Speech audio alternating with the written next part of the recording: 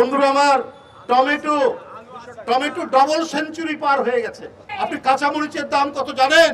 320 টাকা। করলা, শশা এগুলোর দাম সেঞ্চুরি পার হয়ে গেছে। খেটে খাওয়া মানুষ, কর্মচারী, এদের পিঠ শুধু দেওয়ালে ঠেকে নাই, দেওয়ালের সাথে মিশে গেছে শ্রমিকদের।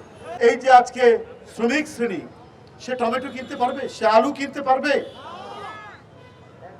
সে কাঁচামরিচ যেটা অত্যন্ত অপরিহার্য আপনার তরকারির জন্য, সেটা 320 টাকা হলে কি করে কিনবে?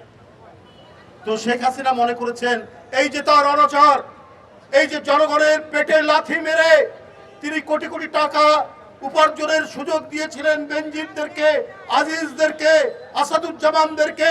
প্রতিদিন যে খবরের কাগজে শুধু কোটি, তাও 1-2 কোটি টাকা নয়, 4-5 কোটি টাকা নয়, 10-15 কোটি টাকা নয়, 50 কোটি টাকার নিচে নয়, 50 কোটি থেকে উপরের দিকে 1000 কোটি টাকা। নগদের কাছে সব গ্রাহকই প্রিয়, তাই তো সারা দেশে ক্যাশ আউট চার্জ সবচেয়ে কম। একজন সরকারি কর্মকর্তা শুধু মুজিব কোট পরে আর জয় বাংলা স্লোগান দিয়ে শেখ হাসিনাকে সন্তুষ্ট করে তারা আজকে কোটি কোটি টাকা ইনকাম করেছে। এই টাকা কই? এই টাকা আজ রাজকোষ শূন্য। উনি চীনের কাছে যাচ্ছেন ভিক্ষার ঝুলি নিয়ে, কিছু টাকা দেন, একটু ঋণ দেন, আমি দেখি পারলে শোধ করব। $20 বিলিয়ন তিনি চাচ্ছেন ইনফ্রাস্ট্রাকচারের জন্য।